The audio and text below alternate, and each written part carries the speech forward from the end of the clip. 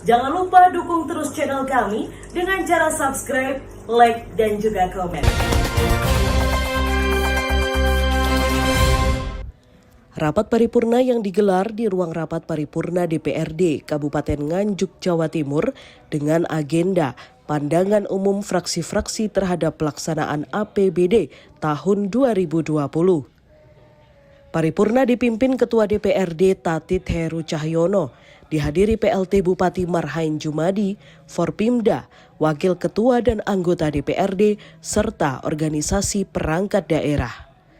Sebelum penyampaian pandangan umum fraksi, dua anggota DPRD, Marianto dari fraksi PDIP, meminta kepada Ketua Sidang dalam penyampaian pandangan umum fraksi cukup diserahkan saja, tidak perlu dibacakan.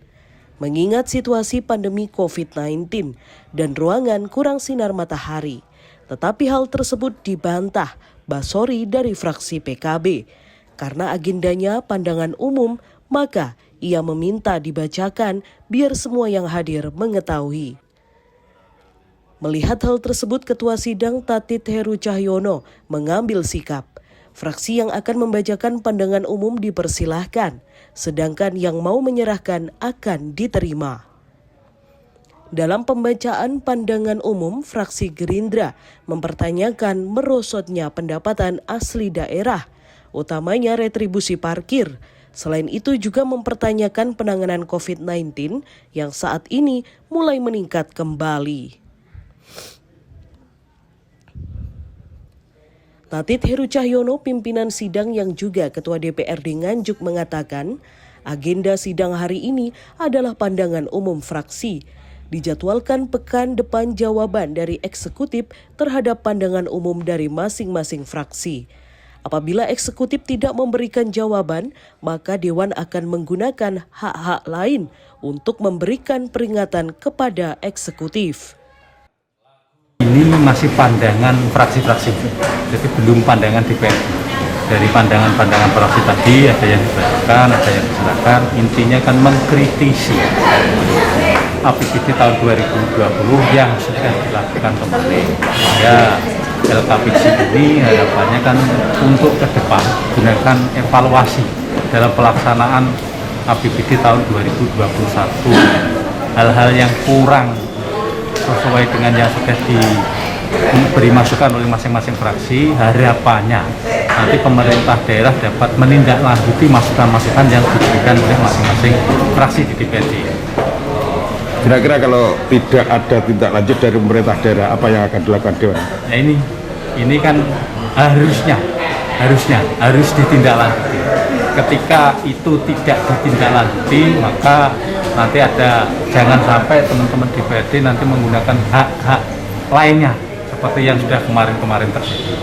Sehingga nanti komunikasi akan tetap berjalan ketika eksekutif melakukan kegiatan dan ada masukan dari legislatif, ini harapannya juga harus dilakukan.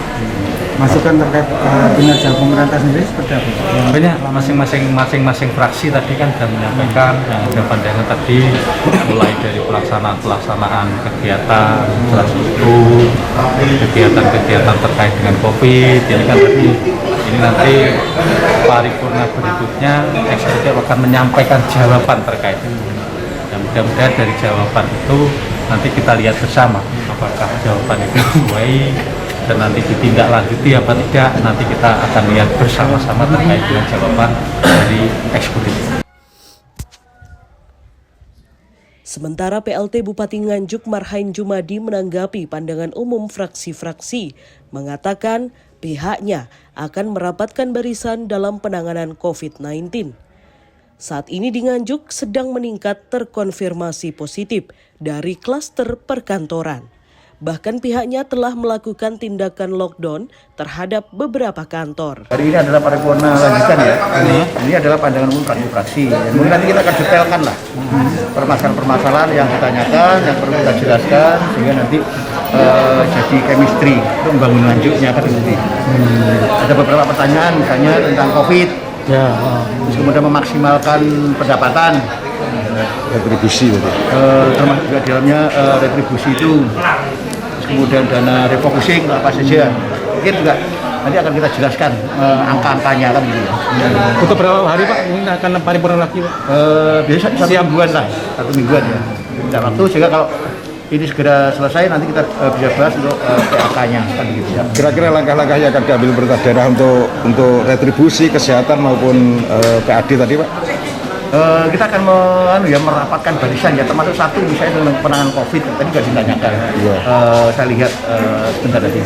COVID ini kan Nganjuk juga sudah mulai naik ya, mulai naik seperti daerah-daerah lain. Maka kita harus membuat gerakan bersama-sama penanganan COVID ini. Karena sekarang masyarakat sudah mulai abai, mulai bosen, ya kan, mulai acuh tak acuh ya. Nanti insya Allah Jumat kita akan bersama-sama kita launching gerakan saling mengingatkan kaitannya dengan prokes. Termasuk sekarang yang lagi rame kan juga di klaster klaster perkantoran, perizinan ya, ada yang positif, Pol PP juga ada yang positif. Terus kemudian PKB, pengemudi kendaraan juga ada 9 tadi yang positif. Maka harus kita atur nanti, termasuk masuk kerjanya tidak full lagi, mungkin bisa 25%, bisa jatuh 50%, nanti akan kita rapatkan ya. Ada yang di lockdown Pak? Kantor-kantor yang ada termasuk Kecamatan Tanjung Anom, sementara di lockdown sementara gitu. berapa hari Pak? 1 minggu dulu lah misalnya. Termasuk PKB ini kan juga kantor yang ujian juga nih, untuk pengujian kendaraan. Maka sementara ya di lockdown dulu lah. Biar penyebaran ini bisa kita atasi bersama. Pemkab Nganjuk juga akan mengintensifkan gerakan cegah corona sebab warga Nganjuk dinilai mulai lengah dengan virus tersebut. Haryadi Swandito, ENews TV.